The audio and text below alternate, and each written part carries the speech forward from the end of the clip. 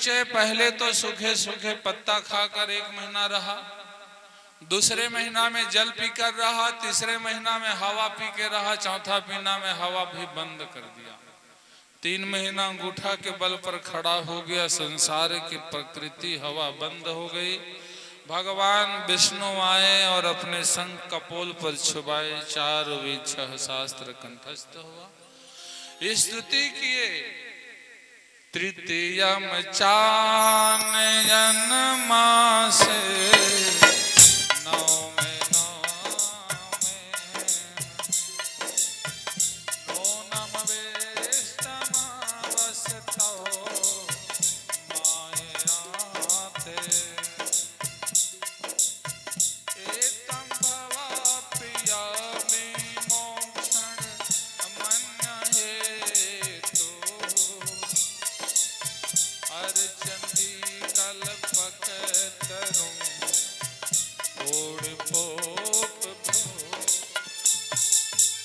हे प्रभु, आपकी माया बहुत बलवती है और जिस पर आप कृपा न करें तो वो जीव कभी आपको पा नहीं सकता। कल्प वृक्ष संसार की वस्तु को दिलवा सकता है लेकिन आपका दर्शन नहीं करा सकता। चिंता मणि सबकी चिंता मिटा सकती हैं लेकिन भगवान के दर्शन नहीं करा सकते। इसीलिए आपका दर्शन आप ही करा सकते हैं, इसलिए आपकी तुलना में किसी से कर नहीं सकता। भगवान जान रहे थे राजकुमार है, राज्य चलाने की लालसा है।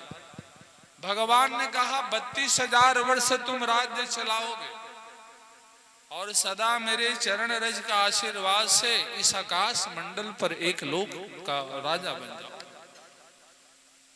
ध्रुव वापस आया, अपनी सौतेली माता को पहले प्रणाम किया, फिर पिता को प्रणाम, फिर अपनी माता को प्रणाम किया।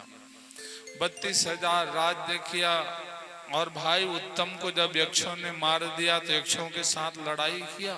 मनु ने समझौता कराया, पुत्र के मरने पर उसकी सौतेली माता सुरुचि भी देह को नष्ट करवा दी और अंत में ध्रुव बढ़िया गृहस्थ बसाया और इस दुनिया छोड़ के जा रहा था। मृत्यु देवी आई, जो यहाँ जाता है मेरा अपमान करके नहीं जाता है। ध्रुव ने कहा सिर नीचे करो, ध्रुव ने अपना पैर रख दिया। भगवान के भक्त मृत्यु को अपने पैर के नीचे रखते हैं। आकाश मंडल उत्तर दिशा में ध्रुव लोक विराजमान हो गया।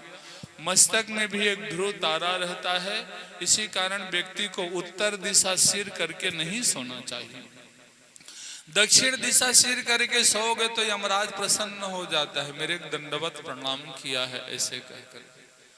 तो या तो सिर दक्षिण को करो या तो पूर्व को करो, तब सुखी रहोगे। फिर इसी चतुर्थ स्कंध में भगवान पृथु के अवतार को बताया गया कि किस प्रकार शरीर के मंथन के द्वारा संसार की ओर सृष्टि आगे बढ़ी। कैसा बेन अपने मामा घर के चक्कर में दुराचारी हो गया।